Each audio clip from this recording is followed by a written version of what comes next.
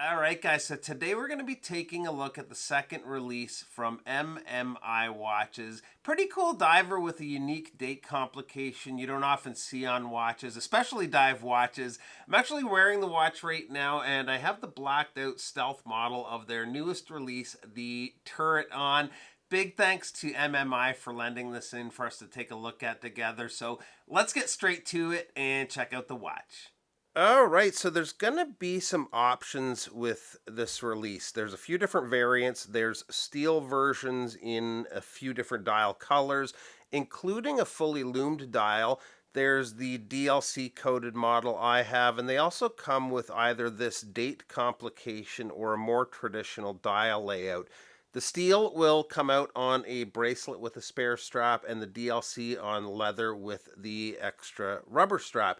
These are going to be available through a Kickstarter campaign starting the 27th of November with a price tag of $399 US dollars. Links to their site and the Kickstarter will be below.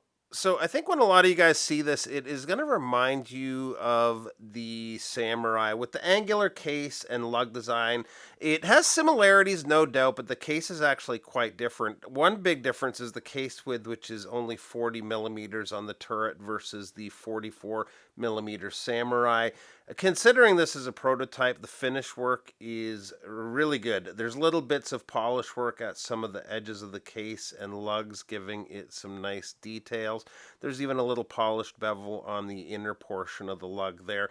The screw down crown is signed with the company logo. The logo is also repeated here on the case back.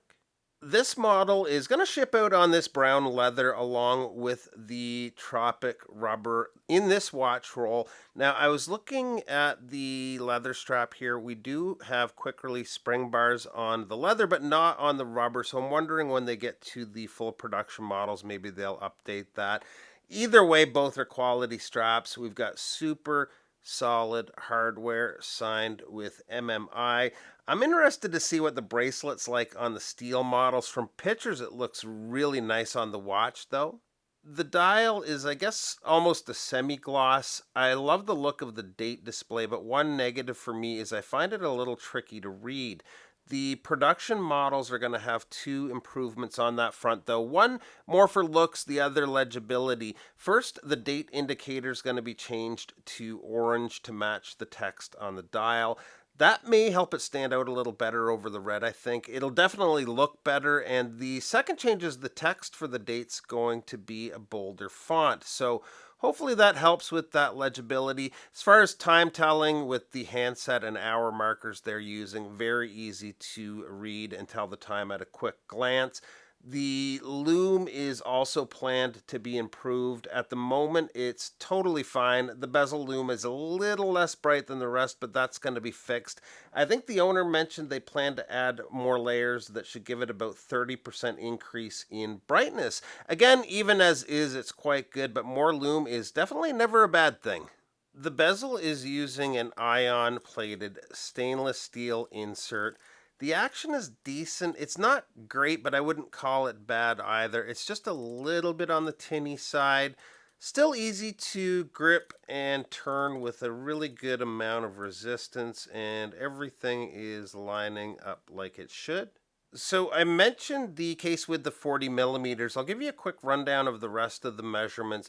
Lug to lug on the watch is 46.8 millimeters. Lug opening is 22 millimeters. The thickness is 13.1 millimeters, and the watch has a water resistance of 300 meters. The crystal is sapphire with an AR treatment, and running the watch is the Seiko NH35 movement. On wrist, it wears well. It actually sits perfectly on my wrist with that slight turn down of the angular lugs. Pretty cool watch overall, although I'm thinking I'd probably go for the fully loomed version on bracelet. I was just reading up on the technique they're using to do those fully loomed dials, and I think the loom is going to be amazing on those. This one's very cool too, though. So this watch is actually headed for California to Aron Dunlap and Chris Marshall. It might be going to a couple other guys afterwards too, but I'm going to link their channels to check out their take on the watch too. So that's it, guys. Any questions, feel free to reach out. Appreciate you stopping by, and we'll see you real soon. Bye-bye.